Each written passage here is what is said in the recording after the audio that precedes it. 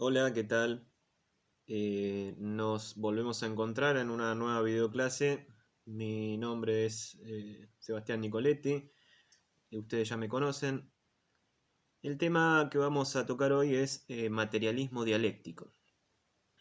Es la clase que tenemos que abordar y, digamos, con una precisión que es la siguiente. Nosotros vamos a ver materialismo dialéctico, pero lo que nos va a importar, sobre todo hacia el final de la clase, es hacer la conexión que debemos hacer con las ideas del doctor Enrique Pichón Rivière, porque es para esto que abordamos esta temática.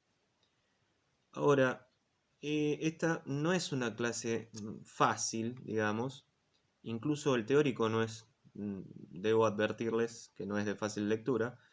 Es un teórico que yo elaboré ya hace unos años con la intención de hacer, digamos, un proceso que va desde entender, en primera instancia, qué es la dialéctica, viendo toda una serie de autores y haciendo un recorrido a través de la tradición filosófica, para llegar fundamentalmente a los autores más sustanciales que tienen que ver con el materialismo dialéctico y de allí directamente abordar las ideas de Pichon Rivière acerca de la metodología dialéctica. Entonces, para hacer toda esta conexión es necesario empezar por el principio, porque es un tema difícil, pero que yo voy a hacer todo lo posible para, digamos, darles a ustedes ciertas claves de lectura para que puedan abordar el teórico de mejor manera. Les preparé algunas placas, algunos cuadros que también nos van a ayudar. Así que, bueno, esa es la intención. Al margen de que el texto, evidentemente, como es de un contenido, digamos, muy filosófico, esto siempre ocasiona ciertas dificultades, a veces con la terminología o propiamente con las ideas expuestas en el texto, que por una cuestión de tiempo y de extensión, nosotros no podemos profundizar. Entonces, tenemos que necesariamente pasar muy rápido de un tema a otro. Y esto a veces, claro, dificulta un poco la comprensión general del tema. Lo que yo pretendo hacer es justamente ayudarlos con esto, con la comprensión general del teórico, para que ustedes puedan incluso sacarle provecho a la hora después de leerlo.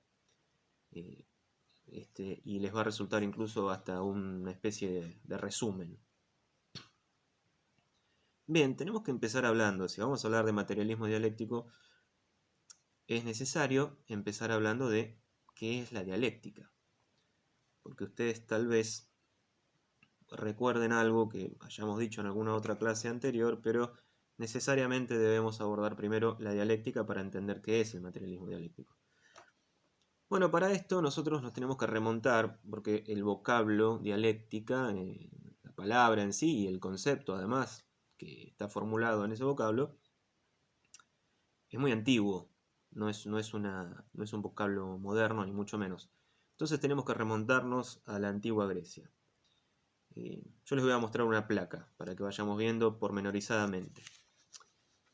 Incluso, si ustedes se dan cuenta, al costado de la placa van a ver unos numeritos. Esos números se corresponden exactamente con los parágrafos del teórico. Esto se los digo como clave de lectura para que puedan asociar después y hacer sus resúmenes. Bueno, empezamos con la dialéctica. La dialéctica es definida en una primera instancia como el arte del diálogo o el arte de dialogar.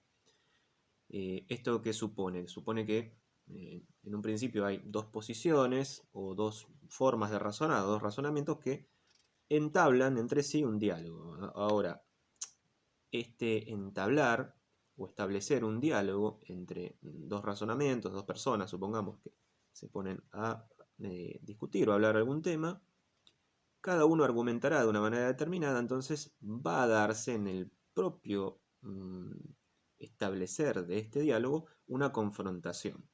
Cuando hablamos de confrontación no necesariamente tiene que ser una confrontación conflictiva, es decir, no tiene por qué ser una pugna, pero está la idea de confrontación porque al menos son dos ideas o dos razonamientos que pueden de alguna manera confrontarse entre sí. Entonces este arte de dialogar supone que hay una especie de acuerdo en el desacuerdo, porque aun cuando mi interlocutor manifieste ideas diferentes a las mías, bueno, yo tendré que, con mis argumentos, defender mi propia posición o incluso tratar de convencer. En una primera instancia, y su acepción más antigua, la dialéctica es esto, es el arte de dialogar. Ahora, no se ha quedado ahí, ¿no? En la tradición filosófica, en distintos momentos, lo que se entiende por dialéctica, a lo largo de los años y de los autores que han tratado este tema, ha ido cambiando, ha sido fluctuante su sentido. A veces más superficial, a veces más profundo y a veces incluso en algún periodo ha quedado relegado o olvidada la dialéctica. Pero bien, bueno, en el siglo V a.C., nosotros podemos mencionar a Heráclito. Heráclito es muy conocido por algunas de sus frases, ¿no? Digamos, lo que sería la segunda frase más conocida de Heráclito es la que yo acá enumero como la A. Es esta que dice: yo me he buscado a mí mismo.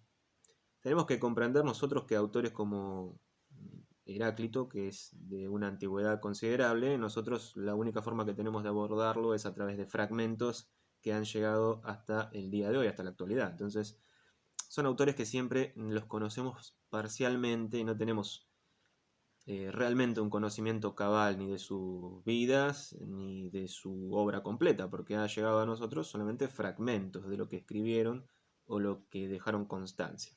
Los conocemos sí por comentadores, por discípulos que han dejado algún comentario, etc. Pero bueno, sabemos que esta frase es de Heráclito, que dice: yo me he buscado a mí mismo. Esto representa que para él el conocimiento de la verdad se alcanza por intuición, es decir, le da mucha importancia, mucho valor al pensamiento intuitivo. Por otro lado, acá viene, yo les había dicho que la anterior era la segunda frase más conocida del autor, esta es la primera, que la deben haber escuchado infinidad de veces, que dice: no es posible entrar dos veces en el mismo río. ¿Qué significa esto? Esto significa que todas las cosas, absolutamente todo lo que está en nuestro entorno y que forma parte de nuestro mundo, se hallan en perpetuo cambio y movimiento. Todo está siempre en perpetuo cambio y movimiento, porque lo que Heráclito va a defender justamente es esto, del movimiento perpetuo. Y él con esta frase lo que está significando es que cada vez que uno se mete, por ejemplo, a un río, el agua fluye y nunca a nosotros, en nuestra piel, por ejemplo, en nuestros pies, nunca nos va a pegar siempre, digamos, la misma agua que nos pegó la primera vez. Es decir, siempre está en pura fluctuación. Es decir que si nosotros lo pensamos, esta acción de introducirse en la orilla de un río, mojarse los pies, por ejemplo, es verdad que nunca el agua que nos toca es la misma porque está siempre fluctuando. Por otro lado, nosotros también, como estamos sometidos a las leyes del cambio, también vamos creciendo, vamos, teniendo diferentes experiencias que nos van modificando, entonces nosotros tampoco somos los mismos. Esto es lo que está encerrado en esta frase tan escueta y tan cortita de: no es posible entrar dos veces en el mismo río. Básicamente es una alusión al perpetuo movimiento y cambio que defiende Heráclito. La otra frase, también muy conocida del autor, es: la guerra es el origen de todas las cosas. ¿Por qué nos detenemos a ver estas frases de Heráclito? Porque la esencia de lo que nosotros denominamos dialéctica, en estos autores de la antigüedad, de la antigua Grecia, podía verse muy claramente en su idea del movimiento.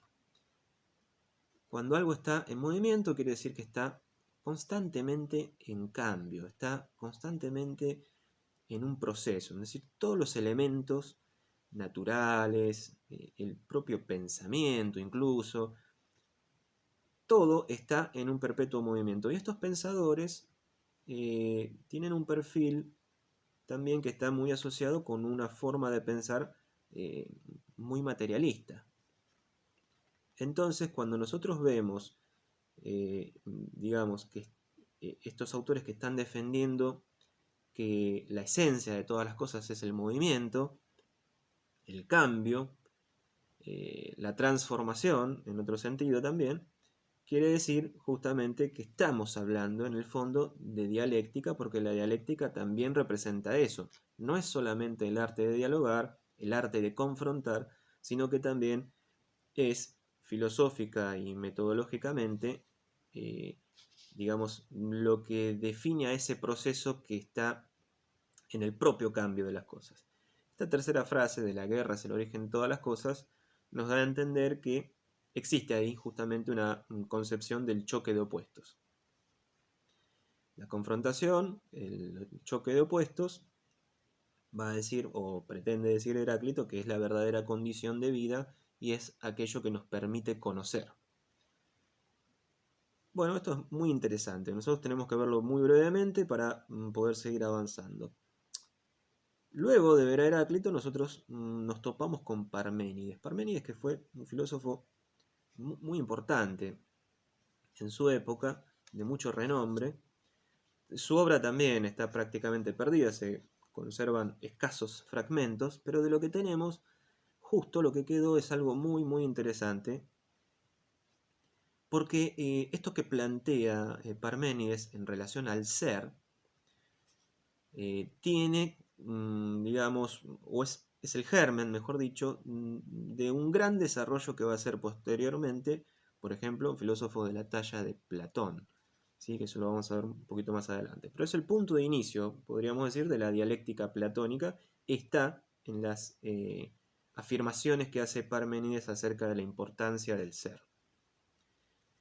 También va a ser muy influyente estas ideas de Parménides en la lógica aristotélica. Muy bien, ¿qué es lo que nos dice Parménides? Parménides nos va a decir lo siguiente: lo que es y es imposible que no sea.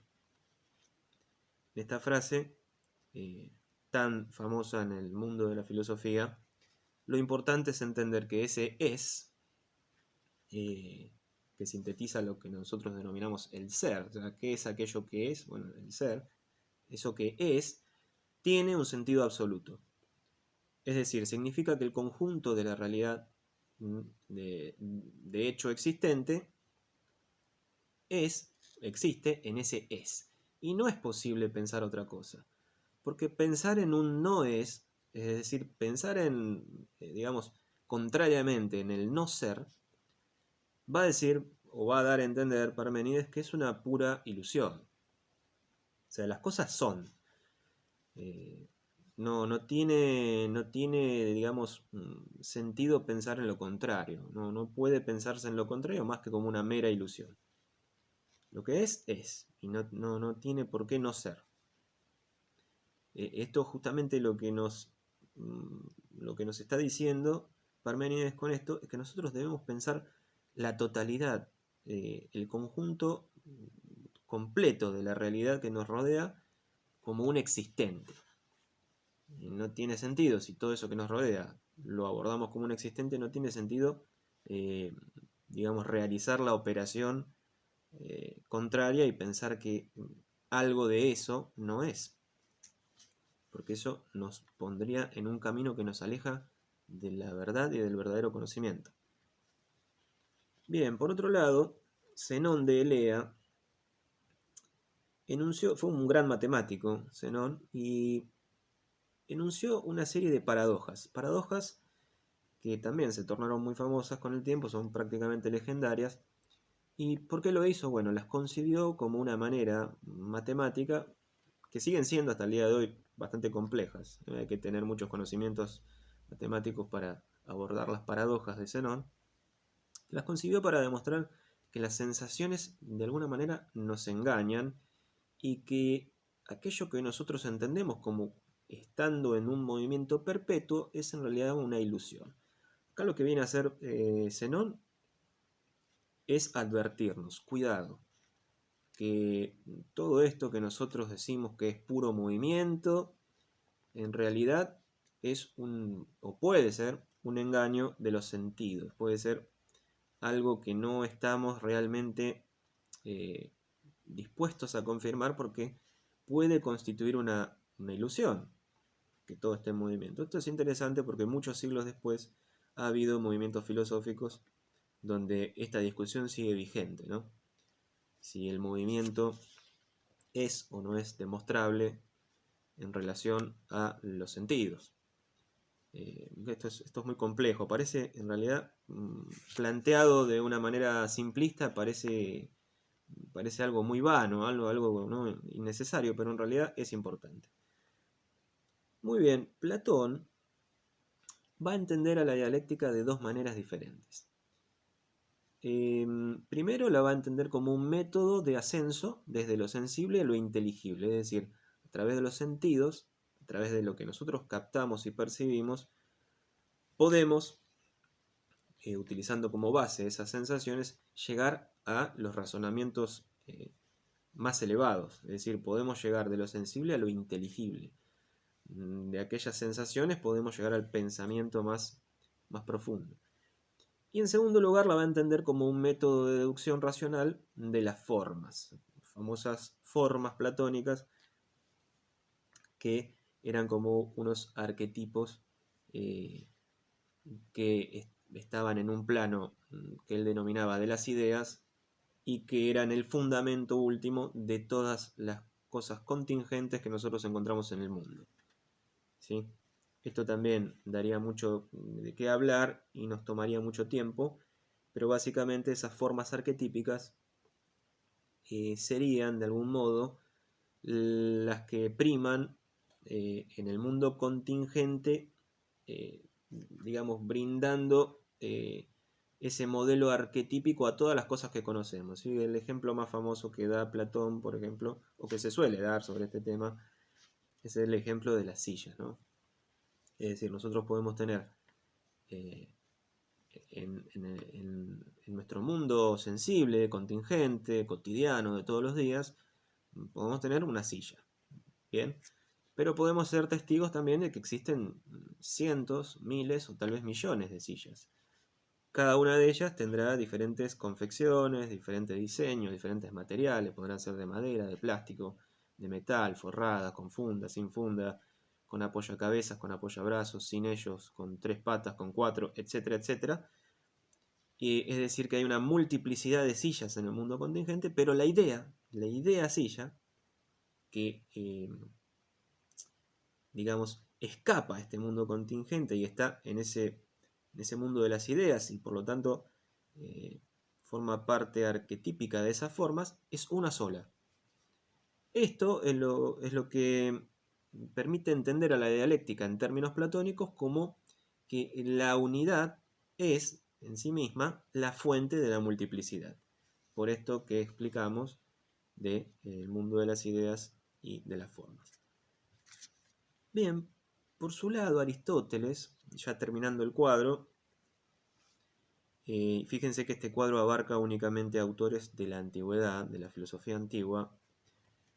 Aristóteles va a ser un poco más cuidadoso con la dialéctica.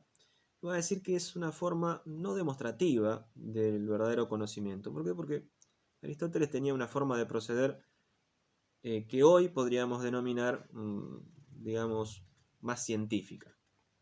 Aunque el término propiamente en su época no, digamos, no significaba lo mismo que significa para nosotros hoy. ¿Sí? La ciencia de aquella época, el conocimiento de aquella época, no es lo mismo que nosotros denominamos ciencia desde las revoluciones científicas hasta el día de hoy.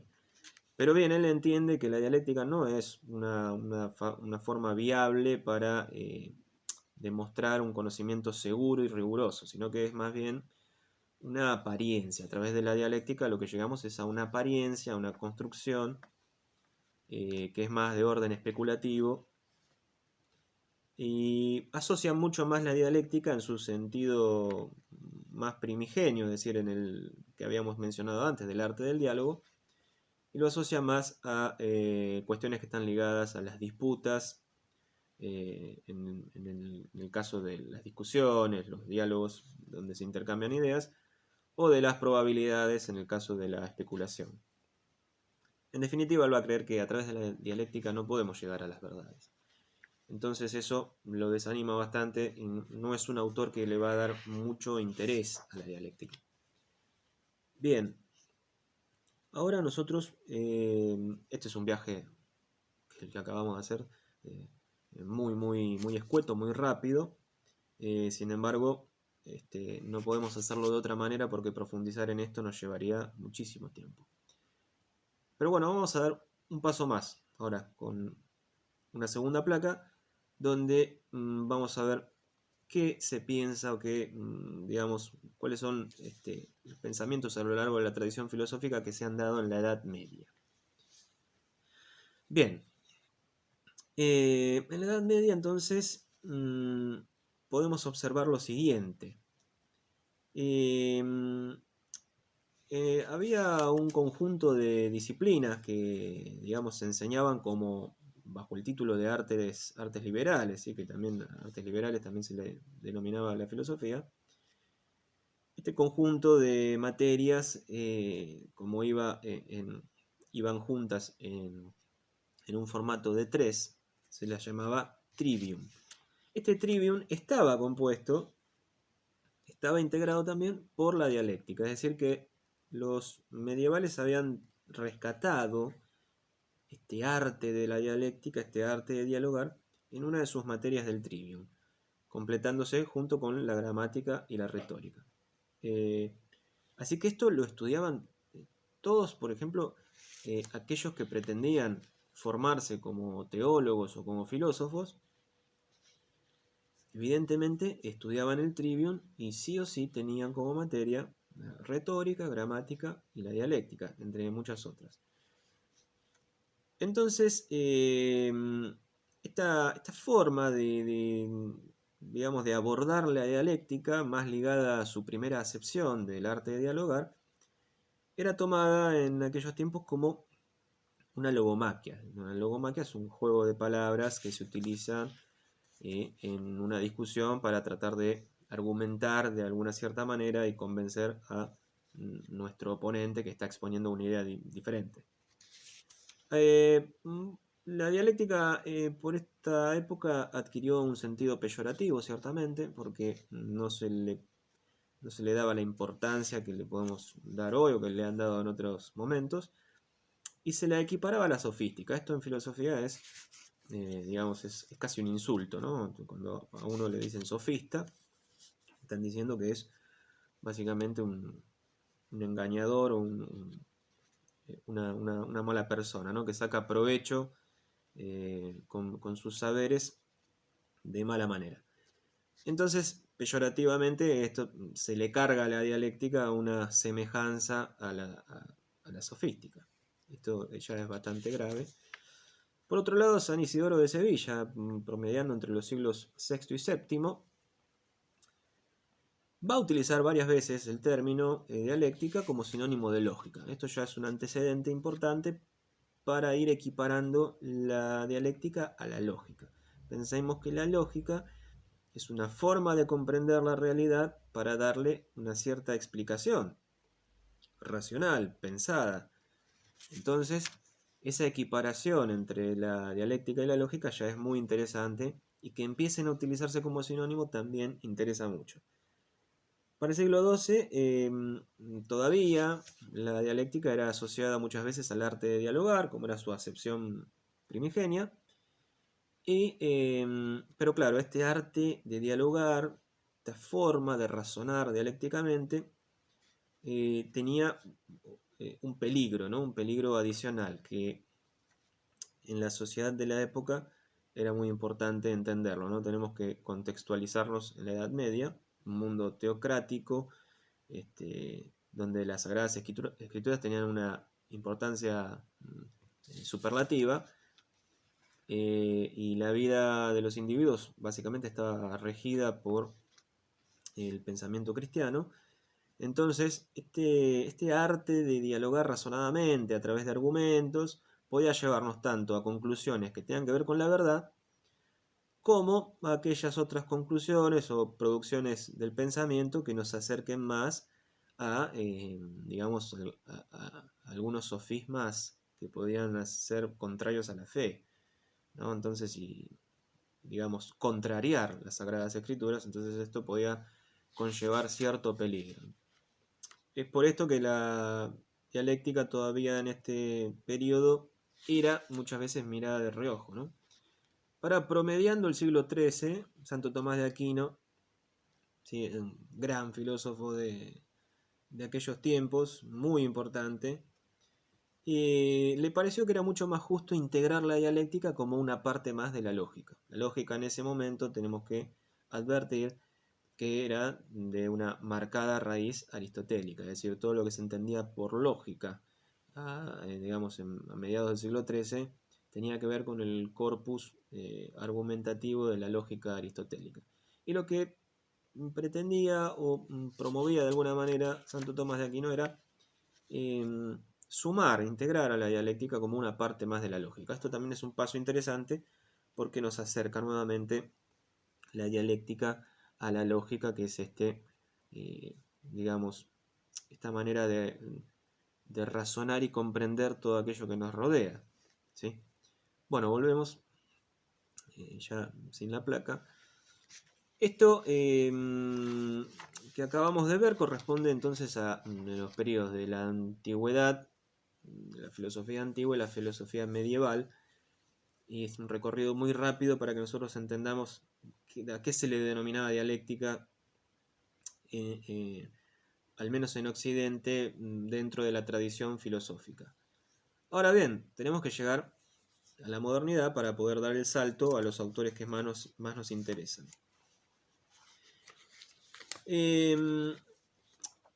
Va a persistir durante la modernidad. Ustedes saben que así como los historiadores van poniéndole fecha a las épocas y toman hitos muy importantes, muy particulares para hacer cortes, en filosofía se hace lo mismo. No siempre coincide, pero son más o menos por las mismas épocas.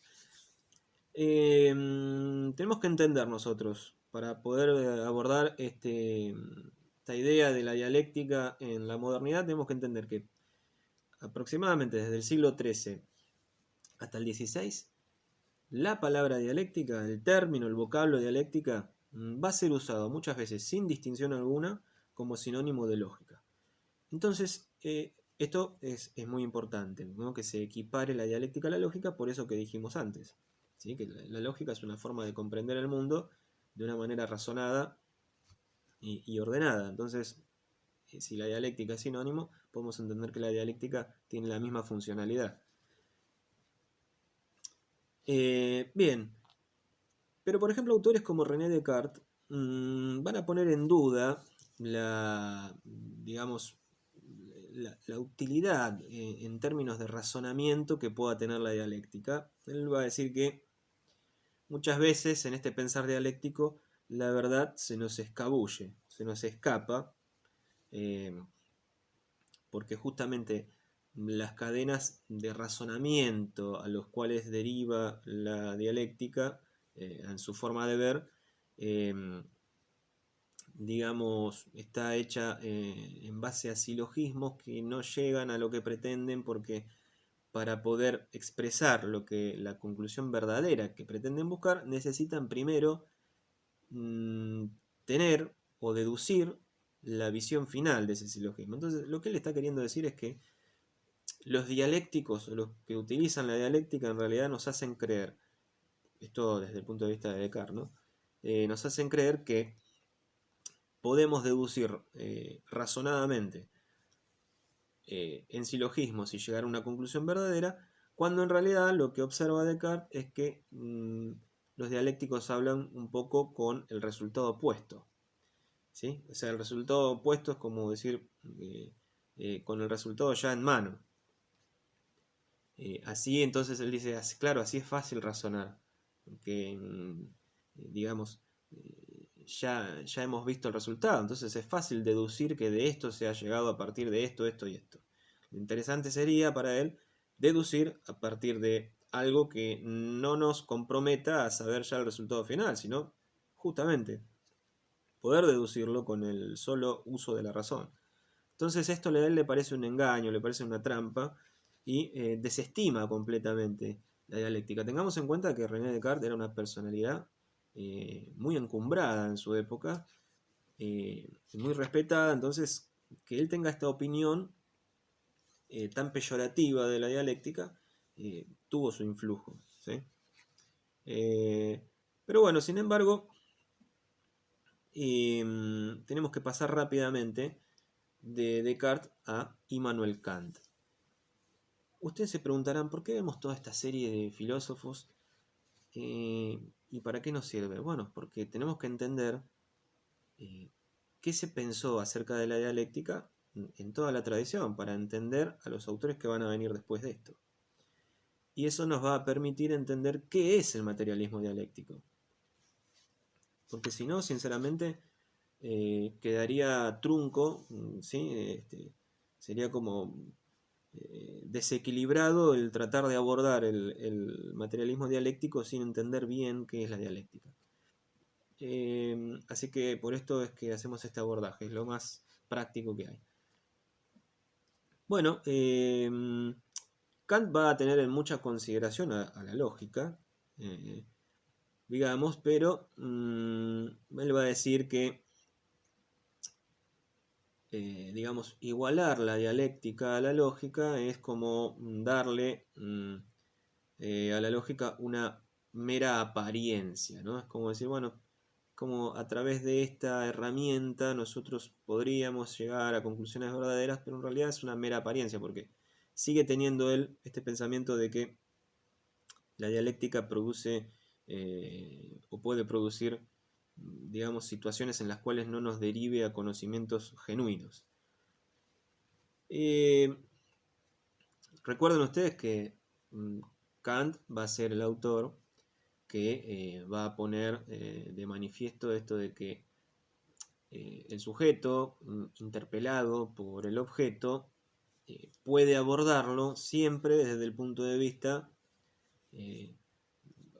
evidentemente del sujeto, pero de la manifestación, es decir, del fenómeno que el objeto produce y que me interpela. Y desde este punto de vista, el sujeto no puede abordar al objeto en su totalidad, porque siempre queda un resquicio, siempre queda, digamos, un espacio donde no es abordable el objeto. A esta situación Kant la denominó el noúmeno. El noúmeno es esta cualidad, digamos, que se nos escapa al sentido y al razonamiento, se nos escapa como sujetos, y que no podemos llegar a conocer del objeto. Es la parte incognoscible del objeto, que también, además de mencionarla como noúmeno, que es un término griego, esto se traduce como la cosa en sí.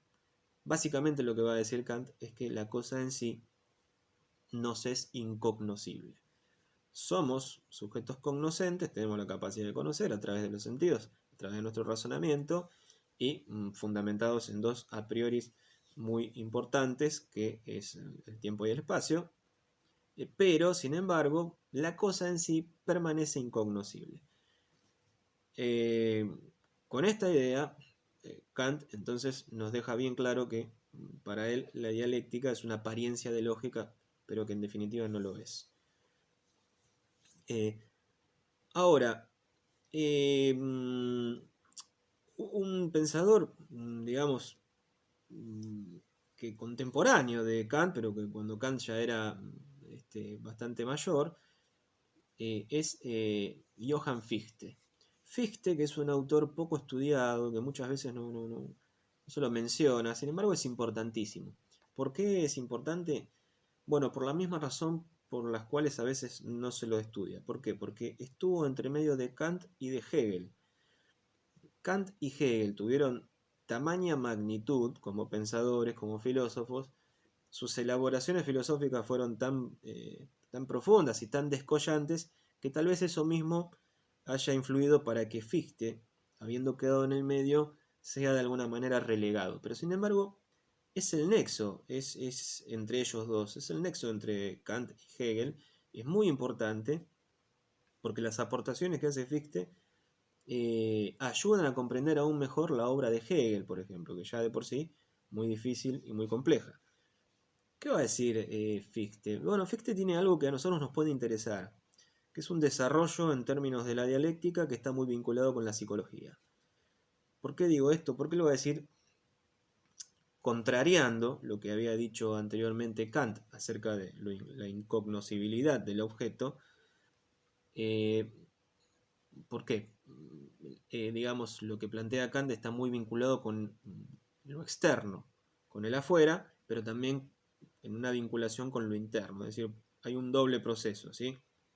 Está el objeto que me interpela, está todo lo que el objeto emana como fenómeno de sí mismo, sus cualidades, ¿sí? Forma, color, tamaño, etc. Eso influye en mí, en mis percepciones, pero yo a esas percepciones las acomodo con mi razonamiento y las pienso, y de esa manera elaboro aquello que yo obtengo como resultado del objeto que me está interpelando.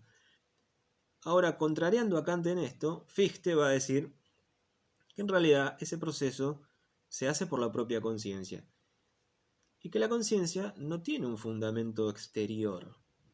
Es decir, en mi conciencia no existe porque existe una realidad exterior, sino que la propia conciencia, va a decir Fichte, es su fundamento. Es decir, la conciencia se fundamenta a sí misma. Esto genera una idea muy discutida, que es la idea de la autoconciencia, ¿no? Que no vamos a abordar porque es muy complejo y además no tiene sentido hacerlo ahora.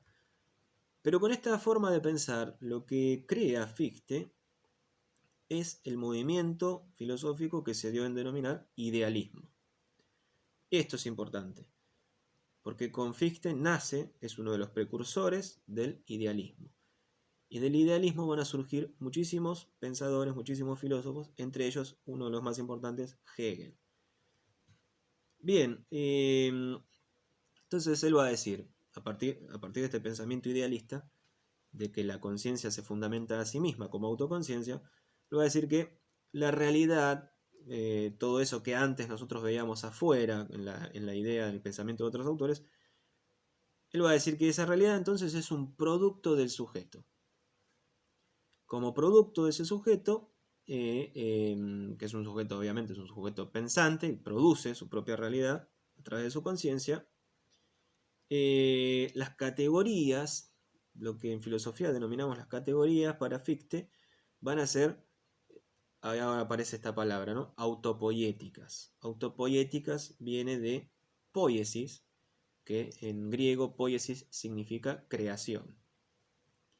Significa, claro, un acto creativo, algo que nosotros creamos, que estamos en su elaboración desde su propio génesis y lo hacemos de forma creativa, eso es la poiesis. De ahí vienen palabras como por ejemplo poesía, ¿sí? ¿Qué significa que las categorías sean autopoéticas? Bueno, que tienen origen y fundamento en la propia conciencia. Es decir, que se gestan en la interacción, va a decir Fichte, universal y necesaria entre el yo, el no yo y su consecuente síntesis. Este es el costado psicológico que tiene Fichte, que es muy interesante porque nos está hablando, ¿no?, de ese yo que es dinámico, porque es un yo que va cambiando, que va evolucionando de alguna manera, que se va desarrollando. Nosotros nos denominamos yo a algo determinado, que está que nos, de alguna manera nos identifica, está muy relacionado con nuestra mismidad, pero también somos conscientes de que nuestro yo no es siempre el mismo. Es decir, va atravesando etapas, va creciendo, desarrollándose, etc. Entonces ese yo no es siempre el mismo. ¿Cuál es la situación por la cual el yo va cambiando en esa etapa de crecimiento y de desarrollo? El encontrarse, el toparse con situaciones contradictorias que configuran un no yo.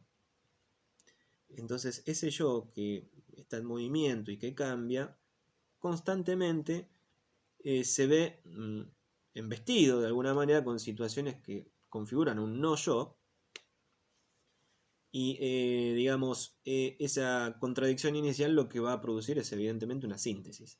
Esa síntesis es la que nosotros somos ahora mismo, ¿sí? Toda la sucesión de yoes que hemos sido desde el momento en que nacimos hasta el punto actualísimo de hoy mismo, ha sido una sucesión de yoes y de no yoes contradictorios que han forjado esta síntesis que tenemos ahora. Bien, entonces, desde ese punto de vista, fíjense lo interesante de estas ideas de Fichte, desde ese punto de vista, la génesis de la conciencia sería una génesis de orden social, porque el yo se va construyendo también en la interacción con otros. Entonces acá también hay un germen ahí en Fichte de lo que va a ser la intersubjetividad, que no iba a ser tratada hasta varios años después. Bueno, pasamos ahora de Fichte a Hegel. Quiero ir rápido porque el tiempo se va consumiendo y si no esto va a terminar siendo muy largo. Pero, ¿qué es lo principal que nosotros tenemos que entender de Hegel? Hegel es un autor profundísimo, complejo, terriblemente difícil de leer algunos de sus textos. Así que nosotros no podemos profundizar, tenemos que verlo superficialmente. Y es lo que vamos a hacer. Hegel va a entender que la realidad es en sí misma un conjunto de relaciones. Es un conjunto de relaciones. Todo, absolutamente todo lo que nosotros denominamos la realidad, está en constante relación unas cosas con otras. Este conjunto de relaciones, va a decir, no es un mero aglomerado, no es un mero rejunte de sustancias absolutas, ¿no?, que andan por ahí pululando y que nosotros acomodamos en nuestro pensamiento formando compartimentos estancos para poder dilucidar qué es la realidad. No, él dice que la realidad es un conjunto de relaciones. Ahora, ¿de qué manera yo puedo conocer esas relaciones para interpretar ese conjunto y conocer en definitiva la realidad? Que es lo que intenta hacer Hegel, que es lo que intenta hacer todo filósofo. Dicho sea de paso, cada vez que elabora un sistema, de la complejidad de este sistema que va a elaborar Hegel. El filósofo lo que busca es comprender la realidad. Muy bien, entonces, ¿de qué manera, decíamos, puedo yo conocer estas relaciones? Bueno, va a decir Hegel de dos maneras. Hay dos maneras. Una de esas maneras es a través del entendimiento. ¿Qué hace el entendimiento? ¿Cuál es la actividad principal del entendimiento? Separar. Separar, dividir, discriminar cosas diferentes, separar en conjuntos, es decir, lo que tiene ciertas cualidades están con ciertas cualidades, los otros están con otros, es decir, lo diverso nosotros podemos separarlo. Ese es el origen de las ciencias. Por ejemplo, las ciencias naturales en sus inicios, ¿qué es lo que hace? Va catalogando, clasificando, separando. Bueno, esto es lo que hace el entendimiento. Esa es una de las maneras para entender las relaciones que configuran nuestra realidad. Otra de las maneras es a través de la razón, que no es lo mismo que el entendimiento. ¿Por qué? Porque para Hegel, y acá es donde se torna digamos, imprescindible comprender esto, para Hegel la razón obra siempre dialécticamente. Este obrar dialécticamente es un obrar en un proceso de continuo movimiento, y acá cuando hablamos de movimiento tenemos que ligar con todo lo que vimos al principio, de estos filósofos de la antigüedad que nos hablaban del movimiento, y que ustedes se preguntarán por qué vimos el movimiento en Heráclito, en Parménides, etc. Bueno, porque la esencia de la dialéctica es un constante cambio y transformación que está siempre en movimiento, es dinámica.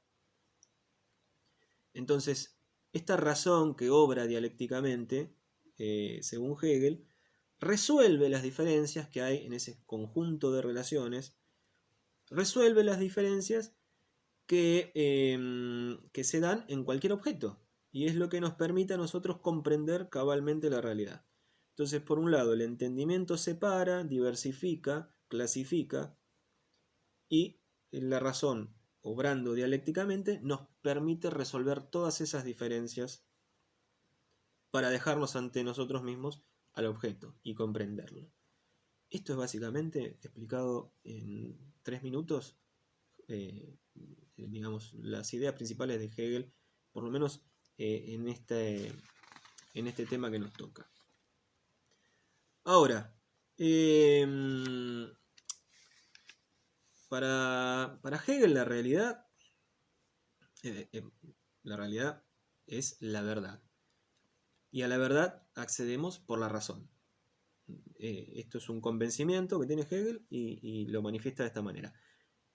Esa razón que nos ayuda a comprender la realidad se manifiesta dialécticamente en esta tríada de movimientos que nosotros solemos conocer como tesis, antítesis y síntesis. Sin embargo, tenemos que aclarar que la nomenclatura, es decir, el mencionarlas con esas palabras, tesis, antítesis y síntesis, lo había hecho anteriormente Fichte. Entonces vean el anclaje ahí entre Fichte y Hegel, ¿no? Hegel propiamente no lo llamó de esa manera. Lo llamó de una manera, digamos, un poco más, digamos, menos conocida, digamos, posición, oposición, identidad concreta, que sería lo mismo que decir tesis, antítesis y síntesis. Posteriormente, cuando se toman las ideas de Hegel, porque Hegel va a dejar un tendero impresionante de discípulos propios y otras generaciones que ya no lo tuvieron como profesor, pero que han conocido sus ideas y que se han formado dentro del hegelianismo. Cuando Hegel muere, surge toda una camada de post-hegelianos que ni siquiera tuvieron la oportunidad de conocerlo en vida, pero que conocen sus ideas y han leído sus libros y están embuidos de alguna manera del idealismo hegeliano. Bueno, entonces esta es la manera que entiende Hegel por la cual se comprenden las relaciones y eso nos permite comprender el mundo. Y entonces va a decir que el entendimiento de esta manera se acomoda o acompaña más justamente con el hecho que nosotros denominamos ciencia. Es decir, lo que nosotros denominamos ciencia, en términos epistemológicos, está, digamos, de alguna manera está emparentado, tiene vasos comunicantes muy fuertes con esta forma de pensar dialéctica. Nosotros vamos a ver hacia el final que esto es discutible, que por muchos años, y también es una discusión abierta hasta el día de hoy, no están todos los filósofos, todos los pensadores no están convencidos de que la metodología dialéctica sea absolutamente compatible con la metodología científica, ¿sí? Científica de las ciencias duras, me refiero, ¿sí? Eso sigue siendo un debate abierto. Pero las bases que, digamos, que dejó el idealismo alemán,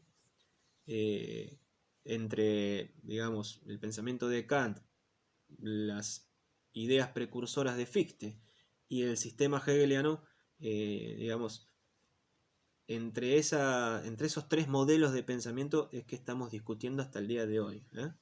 No les quepa la menor duda. O después vendrán otros, sí, claro, después vendrá la fenomenología, después vendrán Heidegger y los demás. Pero, sin embargo, esto que plantea el propio Hegel y que van a plantear los post-hegelianos sigue siendo hasta hoy en día la gran discusión, o por lo menos una discusión muy rica que se sigue tratando.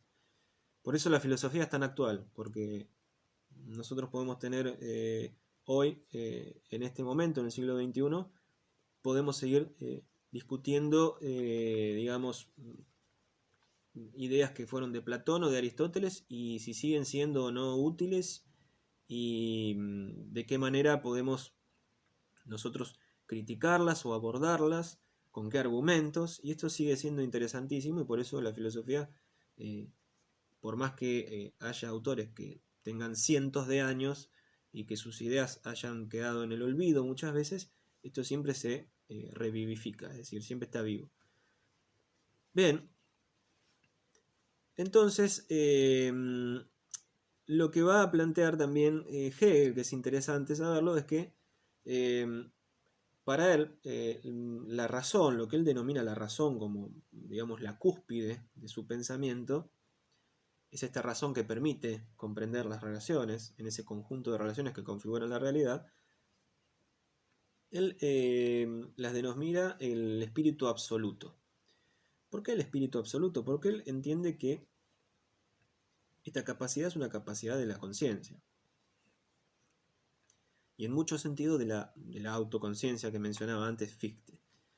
Por eso él, digamos, enuncia que, digamos, lo máximo en su sistema apunta siempre a el espíritu absoluto, es alcanzar a ese espíritu absoluto que es el máximo razonamiento.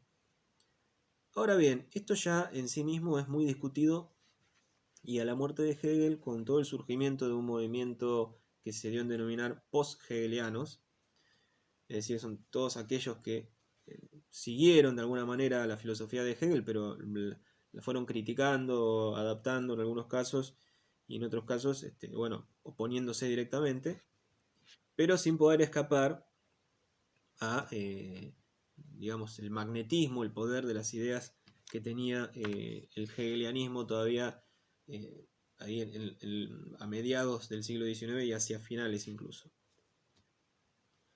Bien, va a surgir la figura de Marx. Karl Marx, digamos, va a ser uno de los post-hegelianos de izquierda, pero ya más de generaciones más tardías, ¿sí? Él va a basar sus estudios principalmente, ¿no?, en criticar la obra de Hegel. Él critica muchísimo a Hegel, aunque toma muchísimas cosas de él. Y también va a basarse en otros autores que son concomitantes a las ideas de Hegel, pero también en disidencia, ¿sí?, como por ejemplo Ludwig Feuerbach y otros. Va a haber un grupo, precisamente, que se lo denominó post-hegelianos de izquierda, que tomando las ideas principales de Hegel van a, de alguna manera, digamos, dominarlas para torcerlas digamos, para sus intereses. Es decir, van a tomar del modelo, del sistema de Hegel, todo aquello que es muy interesante y que, digamos, no se puede eludir de ninguna manera, pero como no están convencidos y de hecho son muy críticos con esto del espíritu absoluto y de que el razonamiento sea algo que Hegel haya puesto tan de manifiesto en relación a la conciencia, estos post-hegelianos de izquierda van a tener un pensamiento mucho más vinculado con el materialismo. Entonces van a ser pensadores materialistas. Es por eso que la filosofía hegeliana en Marx va a tomar un giro. Marx va a dar un giro en el sistema, lo va a poner de cabeza, lo va a tornar de cabeza, como suele decir, aunque va a dejar intacto algunos conceptos del propio Hegel. Va a decir que Hegel cometió algunas omisiones que son, para su punto de vista, imperdonables. Es decir, puso de manifiesto el espíritu absoluto y se olvidó de lo concreto. Lo concreto, cuando él mencionaba lo concreto, en términos muy generales se refiere a la materia, porque él es un materialista. Él está convencido que el origen y la génesis de todo, absolutamente todo lo que conocemos, tiene base en la materia. Pero va a decir, se olvidó no solamente de la materia, sino que se olvidó del motor que vehiculiza la historia y el devenir histórico, que es la materia vinculada con el hombre y este vinculado con el trabajo. Entonces él va a decir, las ideas de Hegel, va a criticar Marx, ayudaron a enaltecer el Estado prusiano de su época, ayudaron también a fortalecer el poder que ya tenía y que se vio fortalecido de la Iglesia cristiana, pero sin embargo quedaron sin asumir situaciones concretas muy palpables que Marx, en una crítica muy fuerte, es una crítica social muy fuerte a Hegel, le va a decir que Hegel no abordó, como por ejemplo la situación del proletariado, la situación de los desposeídos, la situación económica, los medios de producción, etc. Todas cosas que a Marx le van a interesar muchísimo y que van a formar parte de su propio cuerpo argumentativo a nivel tanto filosófico como económico y sociológico. Pero bueno, básicamente lo que va a decir Marx en relación a esto es que a él lo que le interesa de la filosofía no es solamente la interpretación del mundo que nos rodea, sino que es una tarea nueva que tiene la filosofía, que es la no solamente de interpretar, sino la de transformar el mundo. ¿De dónde viene esto? Esto viene de un trabajo que hace Marx acerca de Feuerbach. Marx iba a ser un lector muy, muy avesado de los textos de Feuerbach, y va a hacer un texto muy breve con una serie de tesis. La tesis número 11 en particular es la tesis más conocida, que es la tesis sobre Feuerbach, que originalmente el texto decía esto: los filósofos no han hecho más que interpretar de diversos modos el mundo, pero de lo que se trata es de transformarlo.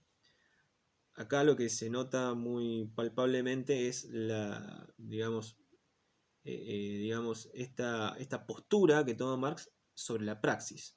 Es decir, nos está diciendo, bueno, hasta ahora hemos tenido una actitud interpretativa, de cierta manera contemplativa, ahora de lo que se trata es de buscar la transformación del mundo, ¿no? No solamente de observarlo. Ahora, esto que les leí yo es la frase original. Sin embargo, la frase que se hizo famosa, como nosotros sabemos que Friedrich Engels, ¿sí?, gran amigo de Marx, lo sobrevivió en vida, es decir, Marx murió primero. Engels fue, de muchos de sus libros, el editor de las obras de Marx. Cuando Engels edita las tesis sobre Feuerbach de Marx, maquilla un poco algunas de las tesis digamos, para que sean más congruentes con la época y con la atmósfera política que se estaba viviendo. Y esta tesis, la número 11 en particular, le modifica muy poquito, pero le da, digamos, un tono mucho más necesario, como mucha más urgencia, ¿sí? Porque pone: los filósofos hasta el momento, cosa que en la otra frase no estaba, no han hecho más que interpretar de diversos modos el mundo. Ahora de lo que se trata es de transformarlo. Como que esto fuera una proclama para que los tiempos políticos del momento se aceleren aún más, ¿no? Bien, ahora que hemos visto esta serie de autores en un tiempo casi récord, vamos a decir unas palabras brevemente sobre qué es el materialismo dialéctico, pero como nosotros sabemos, no es el único materialismo. De hecho, por ejemplo, el materialismo que está más vinculado con las ideas económicas, sociológicas y filosóficas de Marx es el materialismo histórico. Como ha habido varias y hay todavía corrientes materialistas, y el materialismo dialéctico no es la única, vale la pena mencionar entonces los materialismos más conocidos e importantes, ¿sí? Para esto también yo les confeccioné una placa para que nos ayudemos un poco más y podamos seguir la lectura a medida que lo vemos. Bueno, Engels, que fue un gran continuador de Marx y que se dedicó no solamente a editar la obra de Marx, sino a publicar cosas propias, tuvo muchos desarrollos propios, fue uno de los más críticos de uno de los materialismos imperantes en la época, que era el materialismo mecanicista. Yo esto se los menciono para que ustedes entiendan que hay diferencias entre los diferentes materialismos y que el materialismo dialéctico no es lo mismo que el histórico ni que todos los demás, ¿sí? Pero lo que era el materialismo mecanicista, bueno, el materialismo mecanicista interpreta de alguna manera que todos los fenómenos de la naturaleza pueden reducirse a leyes mecánicas, ¿sí? Esto es muy reduccionista, obviamente, y que todos esos procesos, en definitiva, son mecánicos, justamente. Consideran al movimiento como un cambio, no lo consideran al movimiento, perdón, como un cambio, sino como un desplazamiento mecánico de los cuerpos en el espacio. Es decir, hay ahí un corporeísmo, ¿no? Lo que se denomina un corporeísmo. Es un materialismo que cree más que nada en un actuar mecanicista de los cuerpos. Niega el automovimiento y los saltos cualitativos. Esto es muy importante por lo que vamos a ver después. Niega también la evolución de lo inferior a lo superior, etc., ¿no? Es una concepción atomista, en definitiva, porque está basada en la filosofía atomista de Demócrito, que fue muy influyente para autores, digamos, de la época moderna, ¿sí? Como el propio Descartes, que nosotros mencionamos, y otros más, Spinoza, Hobbes, y en tiempos más recientes a Marx, de Feuerbach. Feuerbach también estaba muy influenciado por el materialismo mecanicista. Por otro lado está el materialismo histórico, que es la ciencia, o pretende ser la ciencia, de las leyes generales para comprender el mundo en el conjunto de sus relaciones. Vemos que ya desde la definición el materialismo histórico está muy ligado a las ideas que habían tomado de Hegel, ¿sí? Y por consiguiente todos los desarrollos y etapas históricas, que para ellos son exclusivamente materiales, y de todos aquellos aspectos de la sociedad que están siempre vinculados en su origen con la materia. Bueno, este va a ser el marco conceptual en el cual va a pensar, por ejemplo, el propio Marx y el propio Friedrich Engels, para todo aquello que desarrollaron por separado o juntos en relación a los modos de producción, en relación a la estructura económica, la superestructura, etcétera, etcétera. Bien, y por otro lado tenemos entonces el materialismo dialéctico. ¿Qué es entonces el materialismo dialéctico? Bueno, es una doctrina o sistema filosófico que pone de manifiesto la primacía de la materia por encima del espíritu. Acá está, digamos, ese dar vuelta de cabeza al sistema de Hegel por parte de Marx, ¿sí? Si antes lo que primaba era el espíritu, ahora lo que prima es la materia. La materia es el sustrato de toda realidad concreta, toda, absolutamente toda. No solamente la realidad concreta, sino que la abstracta también, es decir, los pensamientos también tienen su base en la materia. El mundo es cognoscible en virtud de su naturaleza material y es interpretado además mediante el método dialéctico. Acá ya vemos que surge la dialéctica como método.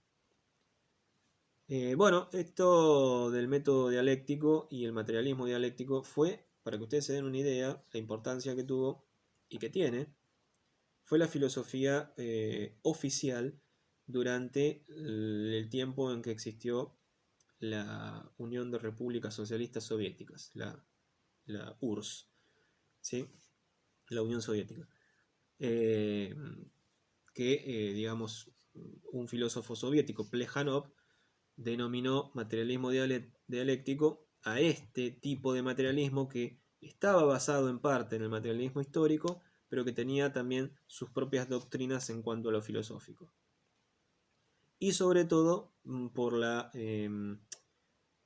toma de posesión del método, el método dialéctico, el método de la espiral dialéctica que permite entonces llevar a cabo las leyes que vamos a ver más tarde.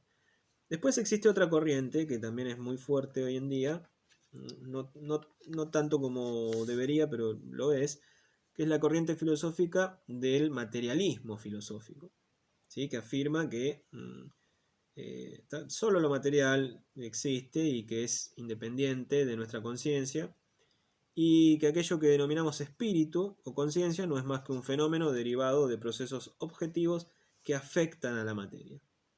Sin embargo, estos materialistas filosóficos, aunque creen que el humano es resultado de un devenir material, no niegan, sin embargo, los fenómenos que están relacionados, por ejemplo, con la religión, con la cultura, con la historia, con la teoría del Estado, con la crítica al fundamentalismo democrático, con los mitos. No niegan la fe, además de no negar la filosofía de la religión ni los fenómenos religiosos, ni tampoco van a negar la escolástica, que es toda la tradición de la filosofía medieval, ni tampoco van a negar el nacionalismo. Su materialismo filosófico es muy llamativo, es muy interesante y tiene autores interesantísimos. A mí me fascina estudiarlos. Bien, nosotros ahora debemos continuar.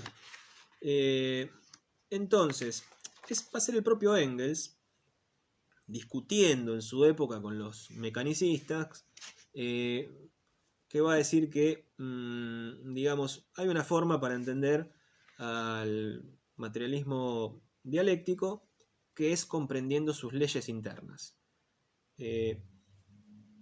Así como habíamos dicho que este proceso triádico que habíamos visto en Hegel, que es la propia dialéctica, es decir, que es un movimiento, un proceso que se da en 3 pasos, en 3 movimientos, y que es el movimiento que está implícito en el devenir de la propia historia, ¿sí? Bueno, ya Hegel había denunciado sus 3 leyes. Lo que hace Engels es tomar estas enunciaciones, reformularlas y mencionarlas de la siguiente manera. Va a decir, bueno, hay 3 leyes que gobiernan el accionar de la filosofía dialéctica o del materialismo dialéctico y que constituyen su metodología. Y estas 3 leyes son las siguientes: la ley de la unidad y de la lucha de contrarios, la ley del paso de la cantidad a la cualidad y la ley de la negación de la negación. ¿Qué son estas leyes? Lo siguiente: la ley de la unidad y la lucha de contrarios es básicamente lo que nos dice es que la realidad de por sí es contradictoria, es decir, todos los fenómenos que nosotros conocemos y que le damos entidad como reales son de por sí contradictorios en sí mismos y entre sí, y es solo el resultado de la lucha entre estas contradicciones lo que va a propiciar que, digamos, se resuelvan. No hay otra manera. Entonces, por eso, la primera ley tiene que ver con esta lucha entre la unidad de los contrarios, que significa esto, ¿no? Que esto que decía Platón, ¿se acuerdan? Que vimos hace unos minutos atrás, que de la unidad, partiendo de la unidad llegamos a la multiplicidad. Bueno, hay una unidad, pero esa unidad está basada en la lucha de contrarios. Y no puede darse si no hay, digamos, contradicciones entre sí que están constantemente en pugna. Todos los fenómenos de la realidad son el resultado de esas luchas constantes entre contrarios. Eso es lo que quiere decir esa primera ley. La segunda ley, la del paso de la cantidad a la cualidad, bueno, nosotros dentro de la psicología social, esto puede ser que lo tengamos un poco más fresco porque tiene que ver con la metodología que nosotros utilizamos y tenemos en nuestra forma de trabajar. Bueno, esto es cuando evidentemente una cosa se transforma en otra, es decir, hay un salto cualitativo cuando, digamos, puede verificarse una diferencia que ya no está solamente ligada a una cuestión cuantitativa, sino que permite dar un salto. Esto, por ejemplo, para seguir en el ámbito del pensamiento materialista, esto es algo que está muy vigente hoy, por ejemplo, en gran parte de los neurocientíficos del mundo, por ejemplo. Muchos de los neurocientíficos más importantes del mundo creen que la diferencia que hay en cuanto a capacidades y en cuanto a, digamos, propiedades cognitivas que tiene el cerebro humano en relación, por ejemplo, a otros animales que son, digamos, en su hábitat muy inteligentes, es decir, mamíferos superiores que tienen un cerebro muy desarrollado. ¿Qué nos diferencia entre unos y otros? Bueno, la mayoría va a defender que lo que hay es una diferencia puramente cuantitativa. Es decir, de lo mismo que tienen sus cerebros, por ejemplo los chimpancés o los orangutanes, de lo mismo que ellos tienen en el cerebro, nosotros tenemos lo mismo, pero más. Y ese tener más, ese plus, ese más en cantidad, nos permite dar un salto cualitativo y en definitiva es el resultado las capacidades cognitivas que tenemos. Bueno, esto que se sigue defendiendo hasta el día de hoy, porque básicamente las ciencias contemporáneas siguen teniendo una postura netamente materialista.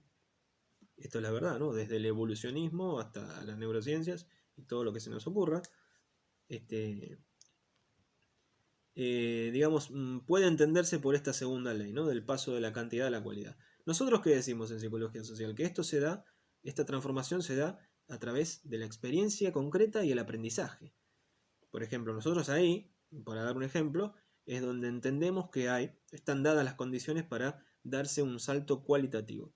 Ahora, ese salto cualitativo que nosotros podemos visualizar muy bien cuando tenemos la imagen presente de la espiral, ¿no? Esa espiral dialéctica que se mueve circularmente, pero siempre avanzando, y que a veces, si los saltos cualitativos no son lo suficientemente enriquecedores, no son lo suficientemente potentes, a lo mejor esa espiral puede ser que esté achatada, ¿no? Y se achate, y a veces cuando los saltos son realmente importantes, contundentes, esa espiral está mucho más, digamos, alargada, ¿no? Mucho más estilizada. La tercera ley, para terminar con esto, es la ley de la negación de la negación. Esto quiere decir que este tercer paso, este tercer movimiento, completa los dos anteriores y, digamos, si en un primer momento del proceso nosotros nos encontramos con una afirmación que luego, en un segundo momento del proceso triádico de la dialéctica, esa afirmación primera es, en segundo término, negada, entonces, como resultado, es decir, en la síntesis, nosotros lo que nos encontramos es una negación de la negación. Recuerden esto, ¿no?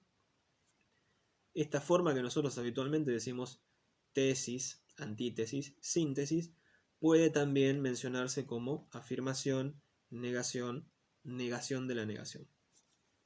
Son formas de mencionar los tres momentos. Indican lo mismo y apuntan a lo mismo. Esta tercera ley, entonces, de la negación es lo que da por confirmado el movimiento de las dos leyes anteriores, pudiéndose llegar entonces a la síntesis, ¿sí? Que en términos lógicos completa los pasos anteriores, porque esto configura una lógica, porque el proceso interno de la dialéctica configura una lógica. ¿Se acuerdan que habíamos dicho que muchos autores utilizaban incluso como sinónimos tanto la dialéctica como la lógica? Por ejemplo, en la antigüedad, en el medioevo. Bien, entonces, viendo estas pequeñas cuestiones podemos ver que tiene un poco de sentido, ¿no? Todo lo que vimos anteriormente, ¿no? No todo es tan malo. Bueno, ahora metámonos de lleno con los minutos que nos faltan para hablar de el materialismo dialéctico y la praxis defendida por Enrique Pichon Rivière en cuanto a su metodología. Bien, tenemos que decir que Pichon Rivière digamos, fue un profundo lector de muchos de los autores que estaban vinculados con el materialismo dialéctico y también con el materialismo histórico más de tinte marxista, sin llegar a ser él mismo un marxista, porque si bien en su juventud él estuvo muy ilusionado y leyó muchísimo, por ejemplo, a Lenin, a los cuadernos filosóficos de Lenin, persona a la cual le tenía, digamos, una estima muy importante, sobre todo en su juventud. Sin embargo, Pichon Rivière siempre se posicionó políticamente, por lo menos en su juventud, que fue cuando más se expuso, digamos, a manifestarse políticamente, él siempre se consideró socialista. Pasa que después, con los años, a pesar de que también ha tenido diferentes manifestaciones políticas e ideológicas, digamos, nunca fueron tan marcadamente como en su juventud. Pero bien, él había sido un lector muy fiel a, por ejemplo, autores como Lenin, como Henri Lefebvre y muchos otros autores que eran, digamos, tanto marxistas ortodoxos como post-marxistas ya mucho más críticos. Y a los críticos también los leyó y mucho, ¿no? Pero ¿qué tiene que ver esto? Acá lo que yo quiero separar y que me gustaría que quede bien claro es que la opción que toma Pichon Rivière por la metodología dialéctica no está en correlación con un camino ideológico, sino que está en correlación con un camino hacia la búsqueda de encontrar una mejor metodología, una metodología mucho más certera que permita, a través de las continuas correcciones y las reafirmaciones en cada cada una de las experiencias concretas, ir, digamos, construyendo la psicología social como una disciplina científica cada vez más asentada. Entonces, para lograr esto, Pichon Rivière encontró que la metodología que más se acercaba a estas pretensiones era la metodología dialéctica. Aunque, como les dije antes, muchos autores van a criticar que la metodología dialéctica en el uso de las disciplinas científicas tenga una correlación tan exacta con lo que la ciencia pretende, las ciencias rigurosas, ¿no? Ahora, dentro del ámbito de las ciencias sociales, de las ciencias humanas, como esa rigurosidad, aunque no se soslaya, no se deja de lado, sin embargo, no puede medirse de la misma manera. Es decir, las ciencias sociales no son como las ciencias naturales, ¿sí? La psicología no es como las matemáticas. Entonces, digamos, la metodología dialéctica sí sirve y es un apoyo muy importante para lograr cosas interesantes. Va a decir, por ejemplo, Pichon-Rivière, teniendo en cuenta que, digamos, dentro de su creación, que es el grupo operativo, lo más importante, la noción más importante, lo que vehiculiza al grupo, es la tarea. Ahora, la tarea para Pichon-Rivière, si ustedes recuerdan, está pensada en 3 momentos.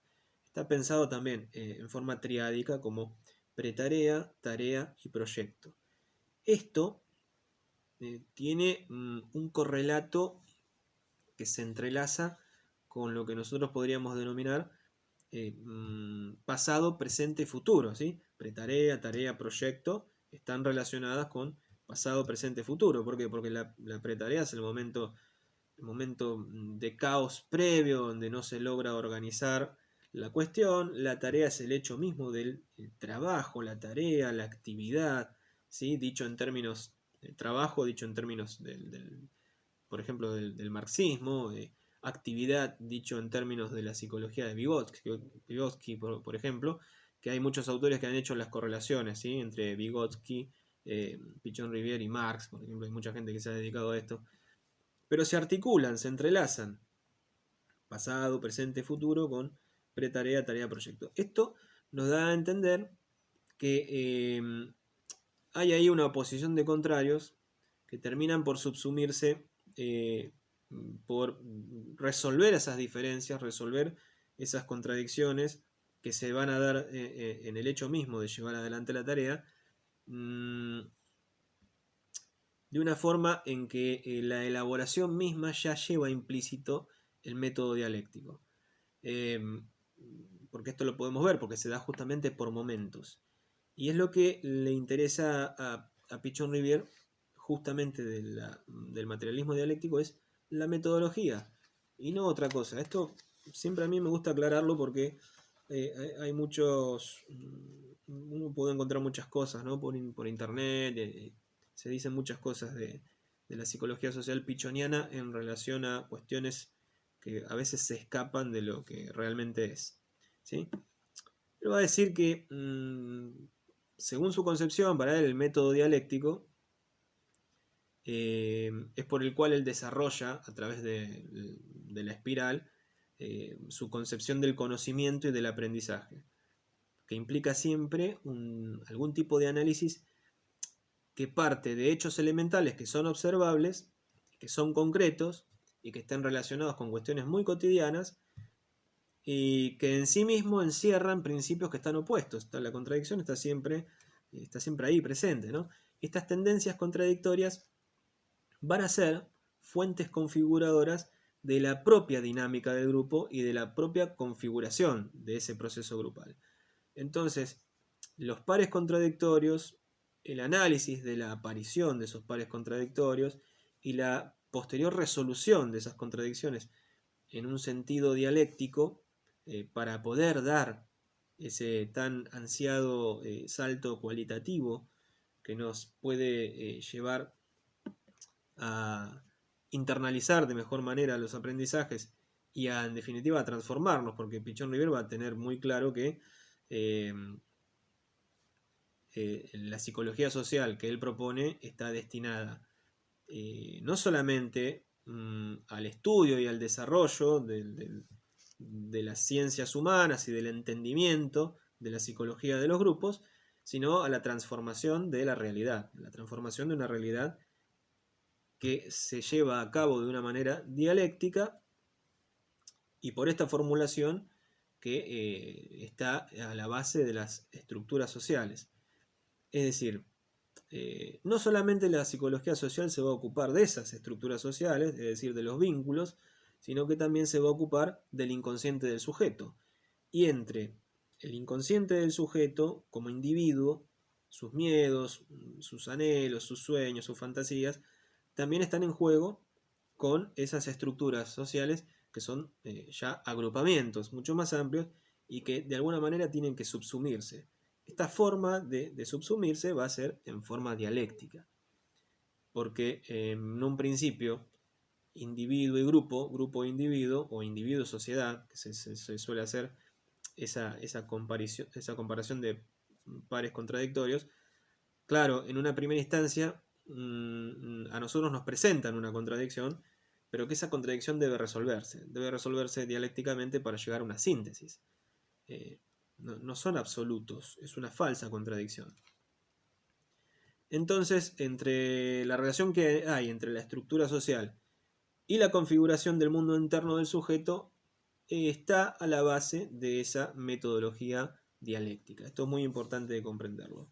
La estructura social y la configuración del mundo interno del sujeto, eso que nosotros denominamos el mundo interno, que es donde internalizamos al otro y donde internalizamos además las experiencias concretas que nos van a servir a nosotros, nos van a acompañar toda la vida como modelos, como matrices para la vida en sociedad y la vida cotidiana, están a la base de esa metodología dialéctica que lo que va a buscar siempre es el análisis para poder producir esos saltos cualitativos y ese aprendizaje que favorezca el cambio y la transformación.